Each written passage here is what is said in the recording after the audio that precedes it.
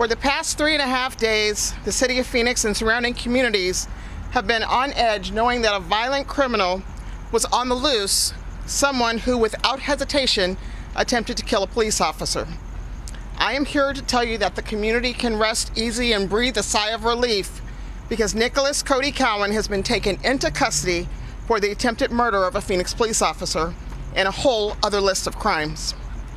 Cowan's arrest comes about 80 hours after his brazen attack on our police officer, with complete disregard for the safety of our community and those of you who are watching.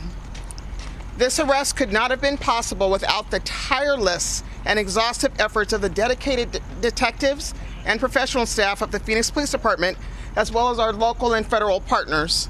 Standing with me, I have Chief Walther from Scottsdale PD, as well as Executive Assistant Chief Mike Kurtenbach and Sergeant Andy Williams. Since this incident on Thursday morning, there has been a massive 24/7 operation to find Cowan. Detectives have gone without sleep and without time with their families on what for some of us is a holiday weekend. Because of them and because of their work, I am able to stand here and announce his arrest. I said this to you on Thursday. I was angry, I'm tired at the brutal attacks on law enforcement, not only here, but around the country. This violence against officers in big cities and small communities must stop immediately. Support for law enforcement profession has never been more vital than it is today. These continued attacks on our brave officers will not, cannot, should not be tolerated. As we have just demonstrated, you can run, but you can't hide. It may not be today, it may not be tomorrow, but we are committed to pursuing justice for all victims of violent crime, including those who wear the badge and protect and serve. This has been a significant operation, and I would be remiss if I didn't thank all of our partners, the ATF, the FBI, the U.S. Marshal's Office, Prescott PD, and Yavapai County Sheriff's Office, and of course, the Scottsdale Police Department this evening. I also want to thank our community. We pushed out information for you to call in with tips, and you called in with many, many tips, and each and every one of them was followed up on. In fact, it was a tip tonight that led us to where we are today. So thank you for being our eyes and our ears out there and for answering the call. To say that I am proud of this effort that went into this investigation is an absolute understatement. I am extremely proud to be a law enforcement officer and to stand with and on the shoulders of all those who came before us, because this effort alone demonstrates the amazing partnership that we share here in Arizona as well as in our country. We will continue to work hand in hand with our community and our partners in law enforcement to bring all criminals to justice. So thank you for coming out this evening. Really thankful to be able to share this news with you. And I want to turn this over to Sergeant Andy Williams, who will answer questions. Y'all have a blessed night.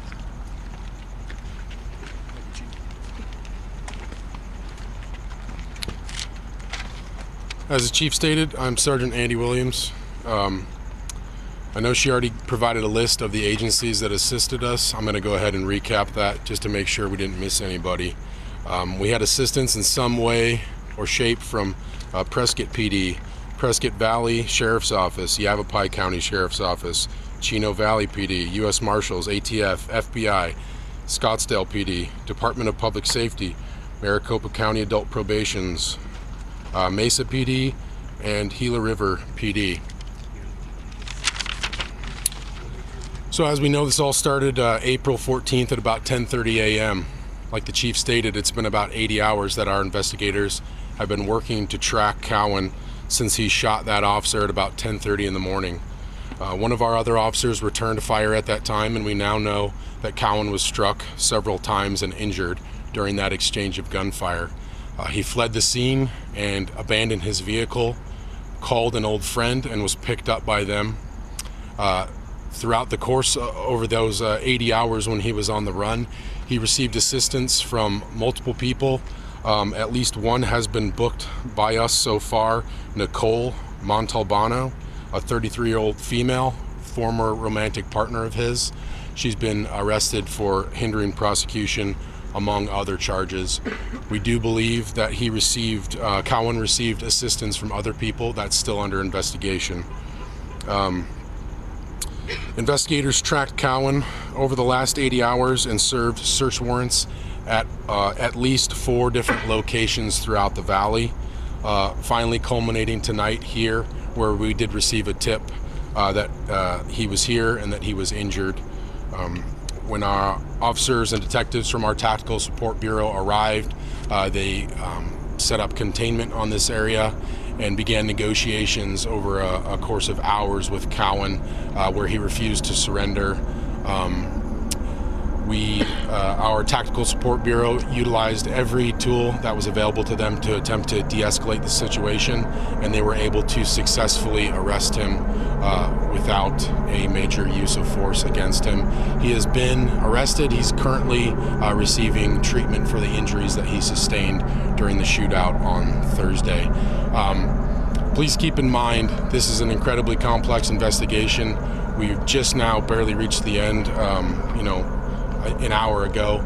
I need to sit with our investigators to pour over all the details before I can really speak about details. Everything I've given you is preliminary information subject to change. With that being said, I can attempt to answer a few questions, but anything detailed is going to be beyond the information that I have available.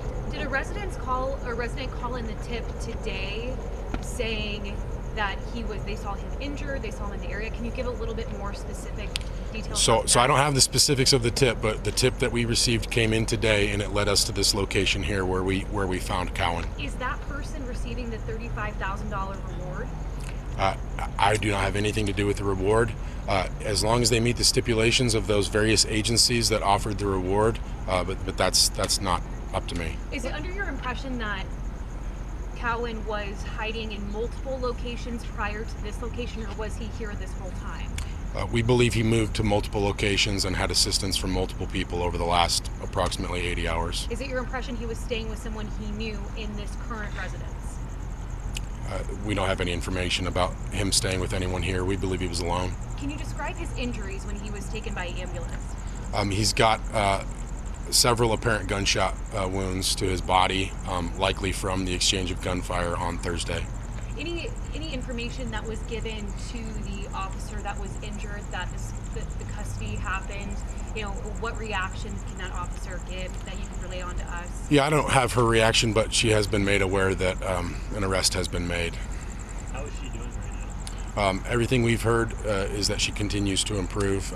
She's in pain. It's a serious injury. She was shot, but she's improving, and we're very grateful for that. What charges?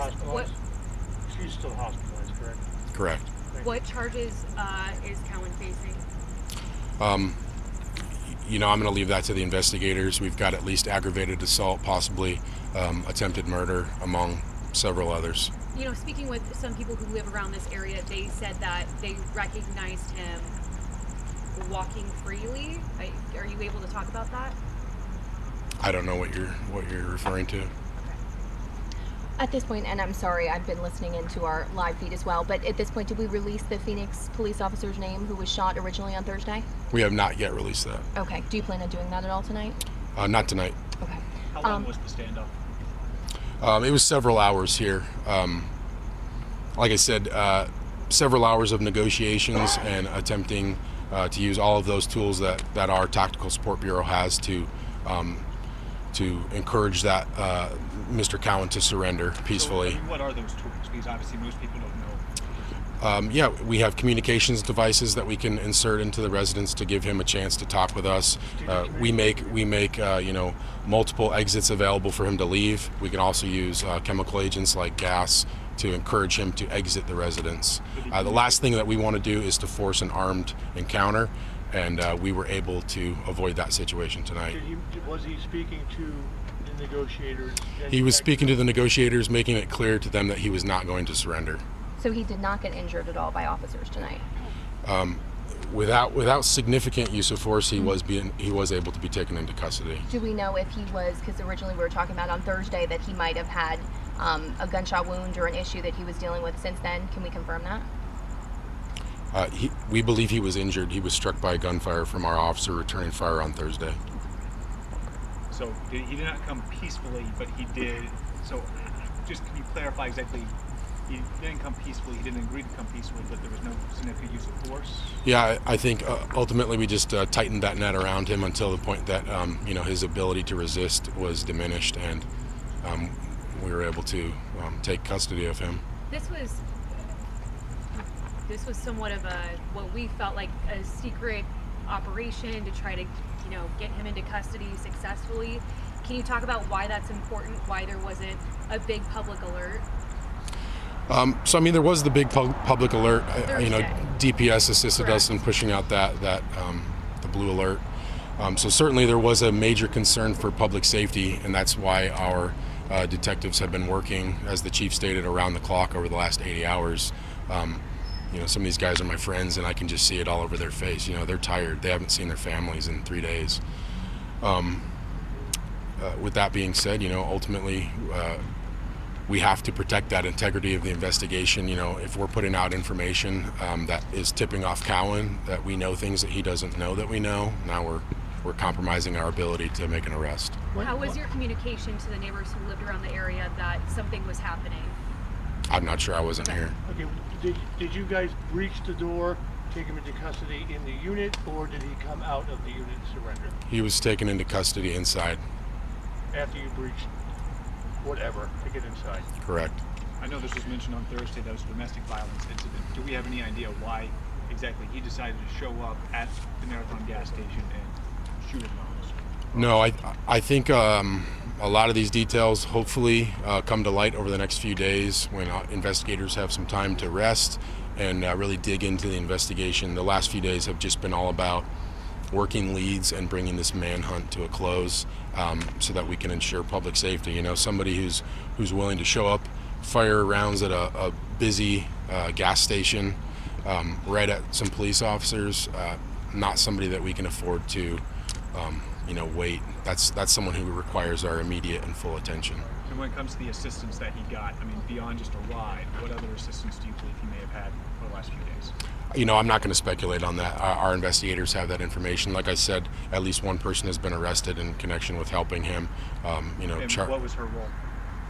I don't know exactly what her role is, but she's been charged. I'm going to put out an update later. It'll have her booking number. Hopefully there's some information there that you can glean from that. Do you have the information of which locations Cowan was located in those last 4 days? No. But all over the valley, is that safe to say? Correct.